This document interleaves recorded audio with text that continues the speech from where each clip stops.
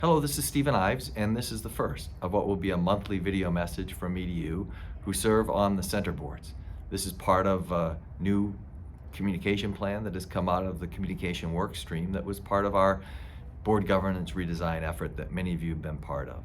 So thank you for that, and thank you for the suggestion. I'm going to just keep this brief and focus on three topics today. I want to talk a little bit about our diversity, equity, and inclusion work. I want to talk about our impact membership strategy, and also like to talk about what's happening where we are with the whole board governance redesign that'll have some, I think, some significant positive implications for those of you who serve on center boards. We've been at the work of diversity, equity, and inclusion probably since our inception, really, about being the kind of organization that is for all.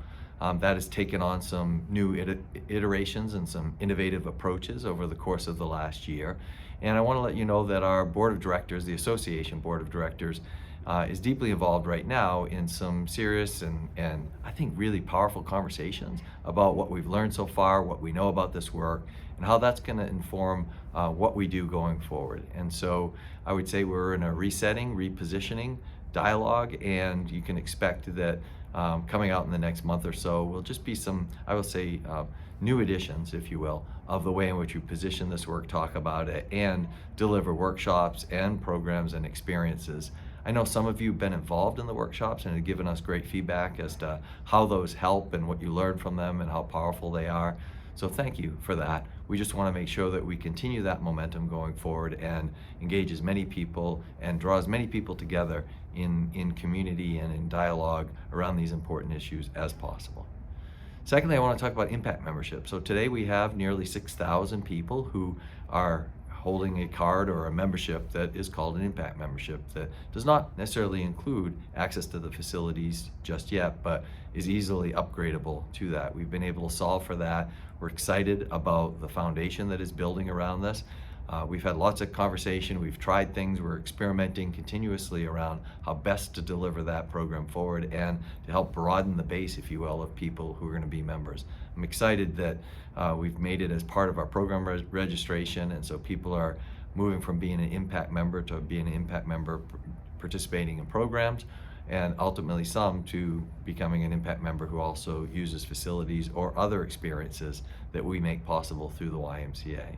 We'll continue to experiment around that. We'll continue to promote that as a way to supplement our foundational memberships that are related to use of our facilities and programs and activities. Lastly, I want to talk about where we are with the board governance redesign. So thank you so much to all of you who've been part of that, serving on a workstream committee or on the overall planning committee for this.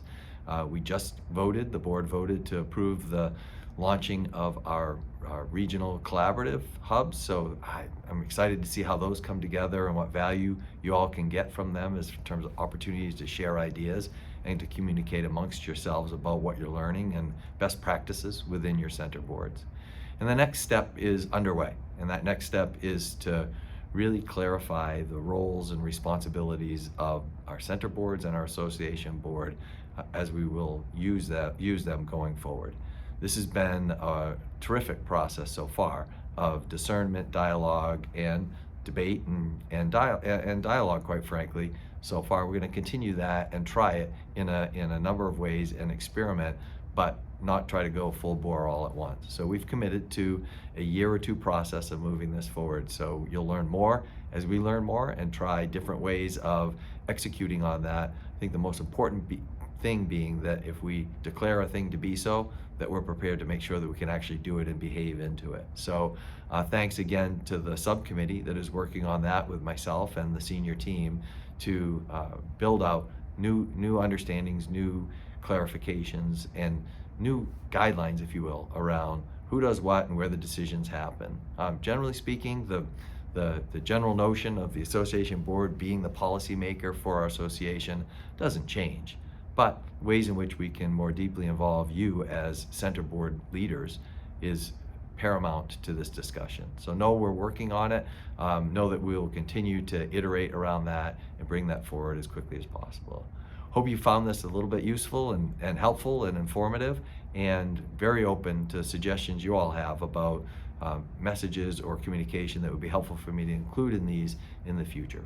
Please feel free to reach out to me at Stephen.Ives, Stephen with a PH, .Ives at ymcahouston.org. I look forward to continuing the dialogue and the conversation, and quite frankly, the partnership with you in building a great future for the YMCA of Greater Houston.